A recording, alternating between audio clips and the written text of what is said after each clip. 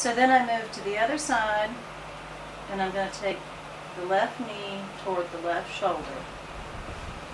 Again, stretching the hamstrings and glutes. As I feel some resistance, I'm going to stop and ask you to take a deep breath. Exhale and push. And he's pushing straight up against me. And relax. And inhale. Exhale and push. And relax. And this is pretty good, but we're going to try one more. Inhale. Exhale and push. And relax. We always do 3 times to maximize the stretch, unless, as like with the other leg, it's causing too much pain, then you stop. Okay, change positions, and I'm going to take the left knee toward the right shoulder. Take a deep breath. Exhale and push. And relax. Inhale. Exhale and push. And relax. Inhale. No, that's enough. Okay. Oh, yeah. Okay. Much better. Much better. How do you feel? Much better. Normally what I do before doing this stretch with him would be to warm up the quads. It's good to warm up both sides, but you've got to do one side before the other, one way or the other. So I warm up the quads because it has a tendency, you may feel a pinch up here in the quad tendons. Okay, do you tend to feel that? Mm-hmm. That's just normal. Okay, there's no problem with that. It's not a, unless it's extremely painful, you don't stop because of that. It's just something you feel. Why don't you roll to your side? Yeah. If you're having a lot of tightness in the hip, I would then come in and have them do side lying, where I'm going to take my thumbs and push into the gluteal muscle here on the outside of the hip. Can you feel that? Mm-hmm. That's good. This right in here where I'm pushing is the piriformis again. It's the one that I was trying to stretch with going to the opposite shoulder. And probably about 85% of all lower back pain is attributed to tight hamstrings and glutes. That's why it doesn't work real well to go to a doctor for those things, because they don't really seem to know that that's what the problem is, and they don't know how to treat it. If you are having problems with this area, I would suggest doing the massage part first. And for Larry's mother, you can also then take your elbow. My dad. Well, I know, but she's going to be doing the work, right?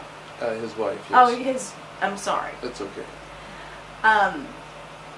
If the hip is really tight, Ow. you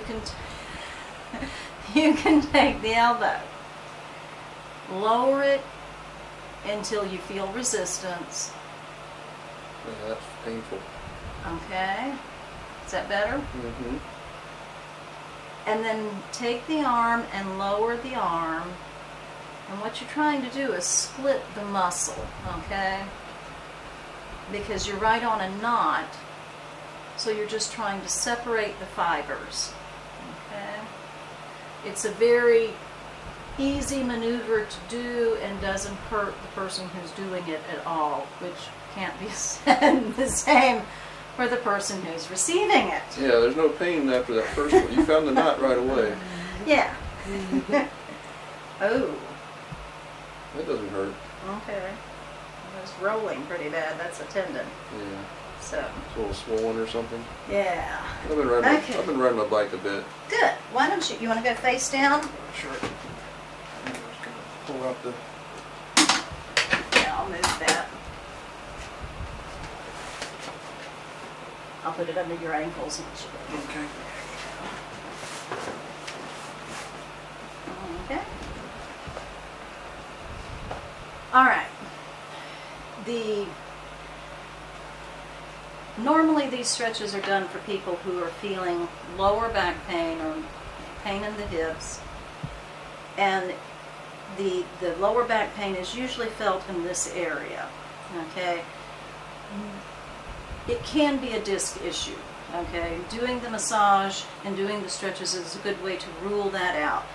But what generally happens is there are two bones on the side of the pelvic girdle. These are called the iliacus. The bone in the back is called the sacrum, and the bone on the front is called the pubic bone. These two bones attach to both of those. Right here, where you feel, most people feel lower back pain, is the SI joint, which is the sacroiliac joint. And what you're feeling when you feel the pain here is the hamstring is tight, and as it tightens up, just with pure gravity, it pulls on the hip. The hip tends to get tight, and it pulls down, and it's pulling the iliacus actually away from the sacrum, which is why you feel the pain right there in the joint. So, if there is still, if you do the stretch and want to make sure that you're doing something else to help out, then come in and just do some compression work if you're not sure about what you're doing and not comfortable with it. It's just simply taking your fist and start at the bottom and just roll the fist up the hamstrings. That feels good. Yeah. I rarely do just compression work because usually I'm working with oil, but that's the advancement. And then you just take the palm and just work the hip area, sort of rock the body a little bit.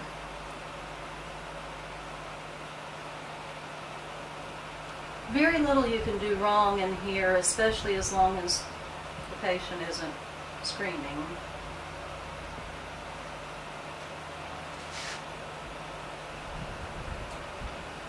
Oh yeah, you gotta show the move with the elbow. You already did the elbow, or is this? I did the elbow and the sideways? side. Mm-hmm. But you can use the elbow. I can use the elbow anywhere. You're going to go back. Come to this side.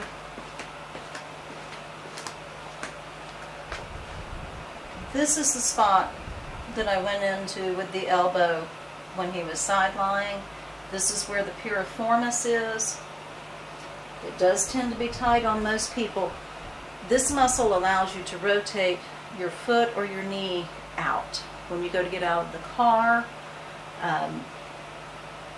that's exactly the muscle you're using. But also anytime you're standing up and standing in line and you tend to shift your leg out, your foot or your knee outward, this is the muscle you're going to be getting.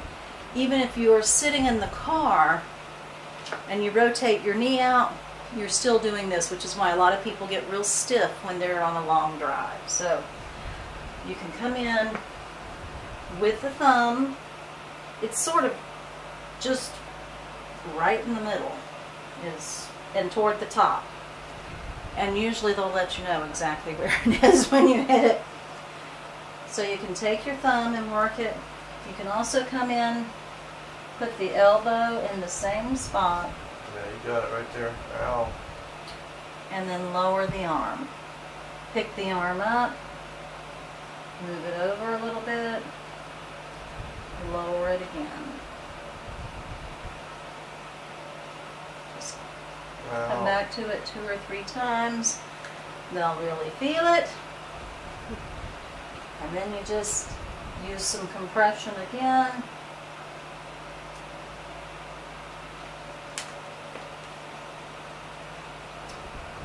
to be. The whole body is interconnected. So if we're loosening up the calf muscle, we're taking pressure off of the hamstrings. And when we loosen up the hamstrings, we're taking pressure off the glutes. We take pressure off the glutes, it's relieving lower back pressure, which is relieving all the way up to upper back pressure and neck. So there are muscles.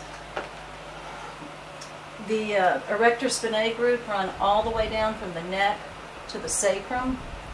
So anything that's pulling on any of this is going to be pulling on these erector spinae. If it's just one side, it's pulling the whole body off. So you can sprain your ankle and wind up with your shoulder hurting really bad.